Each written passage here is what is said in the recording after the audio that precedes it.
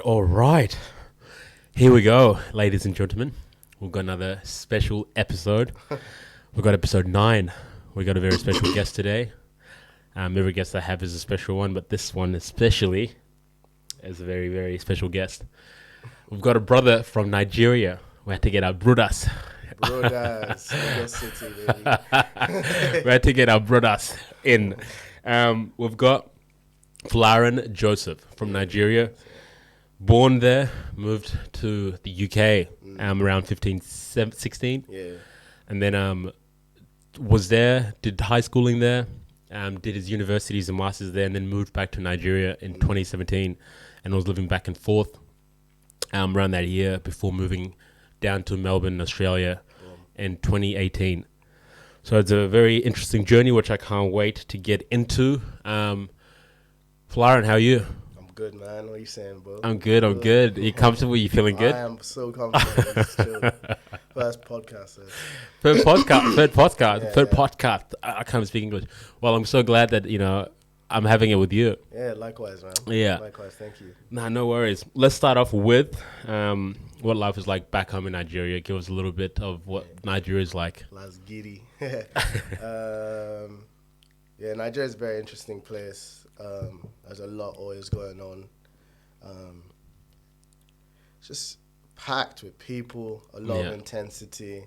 It's just never a dull moment. Like, Niger's just the rawest form of life. It's like you can see rich, poor, like crazy rich and chronically poor right next to each other, like staring themselves in the eyes, like a Lamborghini driving on a shit road kind of vibe.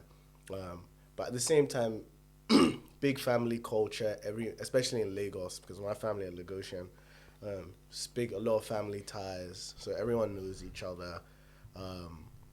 But it's just, I guess the intensity probably comes more from like the economic side of things, especially also just from like corruption and government and stuff. But it's a huge population, so you can imagine it's like a lot of traffic, a lot of people just trying to like get things going, basically. So, but it's also just like fun. That is like the magic within it. It's like it's always cracking. Yeah. How big is Nigeria? Population-wise? Yeah. It's like maybe 200 million. Yeah, right. Yeah. And where is it exactly on the map? I personally call it the trigger, to be honest. But essentially it's like West Africa, obviously, right next to Cameroon. So if you got Africa like that, just like this little...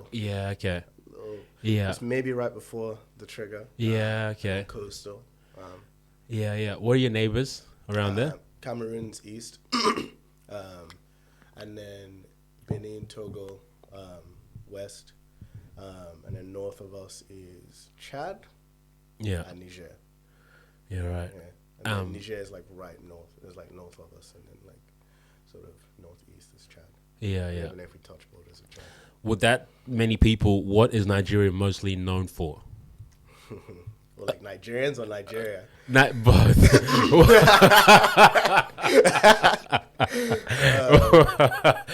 Let's start up with what Nigeria is known for. Nigeria is known for a lot of things, man. Yeah.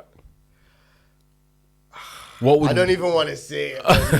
Obviously, people always say they know Nigeria for like corruption, but I think they also just know Nigeria for like, they know Nigeria for Nigerians. And Nigerians obviously have a reputation of some sort, which even I don't know what it is. I feel like the reputation comes more from when you're being told like, oh, you're Nigerian, Nigerians are this, Nigerians are that, Nigerians have pride, Nigerians have this, these are crazy. Or you guys are very prideful though. That's one thing I realized. Yeah, Nigerians have a lot of pride. Yeah. So where does that come from? What is it like? What? Because I've never been in Nigeria. You're a Nigerian guest that I have, so I'm going to ask a lot of...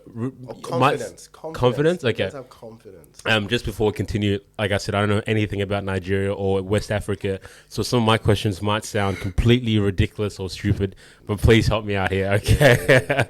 And know that I'm asking these questions out of complete just ignorance, but wanting to learn. So, I know you guys are known for the food, music, Jollof. Yeah. Man. So No, what? Ghanaians don't come at me with this. Nah, Jake, I don't want to start that here. Wait. So is there? Because there's a food that you and the Ghanaians share. I got Senegalese also have it as well. Okay, so what's Cameroons, that? What's the food? Jollof rice. Oh, okay. So which who's is- claiming it? Listen, the real battle is between Nigerians and Ghanaians. But Ghanaians know that when it comes to the flavors. let's not do that here. Let's not do that here. I love you lot. You know, I've got Ghanaian family too. Yeah. So how close is Ghana to you guys? We're 2 countries apart. Yeah. You have Benin, then you have Togo, then you have Ghana. Yeah. But you, the way Nigerians and Ghanaians go, you think that they were like literally growing up. Imagine, I didn't even realize until I was much older that we went bordered with each other. Yeah. Because of like the amount of sort of communication, familiarity we have with That's one another. dope. Yeah. You would have thought like we're right next to each other, but actually we're 2 countries apart. Yeah, right. Yeah. Talking about growing up there, what do you remember growing up there? Because you were then you were a teenager. How was growing up in Nigeria? It was cool, man. I went to boarding school. I just grew up. I played a lot of football. Yeah. Always playing football, man, on the streets, playing football in the household, playing football with your friends. And that was just day to day. It was always just sort of like, and then also just a lot of parties. Yeah, right. Since we were kids as well, like growing up as kids, people have like birthday parties. There's like music playing. There's dancing competitions all the time. Everyone's trying to be like, who's the best dancer? You know, like straight up. Like, Yeah. You know, moms and dads are being like laughing at kids and like, oh, that child can't dance. So dancing and music is massive there, which we'll get into later. But yeah, parties and dancing, that's interesting. Yeah. We played a lot of football as well. We played it for hours, man, and that was basically all we did when I was in Sudan. When I was in Egypt, because I was really young when I was in Sudan, but in Egypt, that's all we did. Just playing. And where would you play? Would you play like in the household? You play in the streets? We would play in the streets until either it was too dangerous to be out, you know, or because my brother played for a club, so we go and watch him, and you know, wherever we can. But mostly because I was very young, I had to stay home and play at home, and I would just put clothes in a plastic bag and just kick that around all day. Oh wow! Yeah, that was my my soccer ball until you know I was able to get a ball to play with. But yeah, I remember majority of the times I was just at home playing by myself because I was just way too young. Yeah, would you ever play? So you wouldn't have like friends sometimes, or I had friends, but just because also learning a bit more about Egypt, you know, from the guests I've had and how dangerous it was at that time. Yeah, so Egypt wasn't the best place to be around and just being around as a 4-year-old kid, 5-year-old kid, just to be around with other kids. It was a very dangerous place for everyone, including especially young kids. So yeah, because my brother didn't always want me around.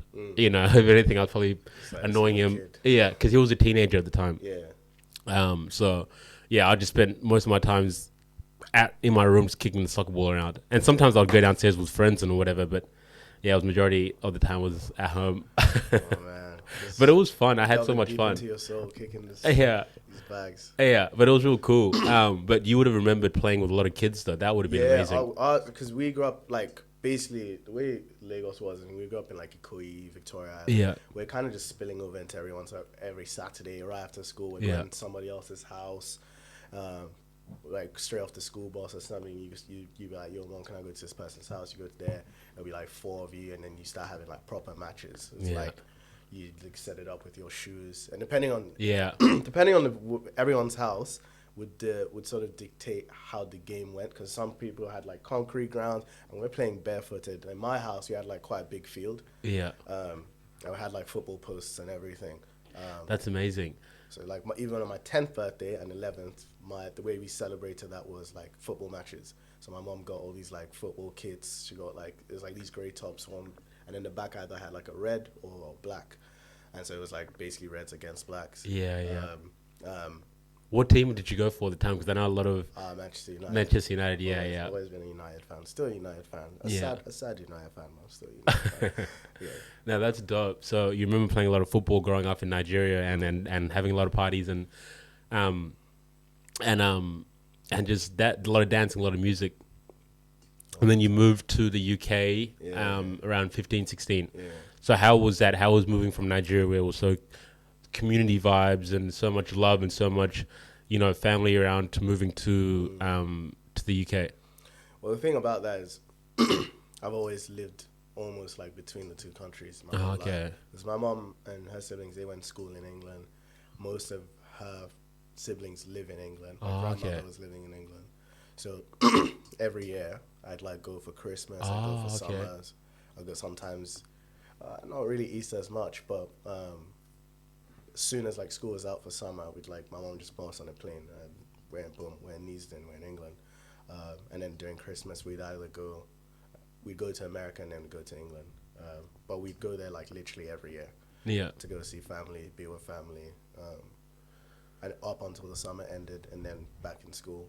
Yeah. School's out, back in England. Correct me if I'm wrong. I'm most likely wrong, but it feels like Melbourne specifically, there's a lot of Sudanese people. Majority of the people from Africa are Sudanese. Yeah. I'm not sure where else in Australia, but Melbourne specifically, I feel there's a lot of Sudanese. Maybe in Australia in general, there's a lot of Sudanese people here from Africa. Yeah. It sounds like in the UK, there's a lot of Nigerians. Huge.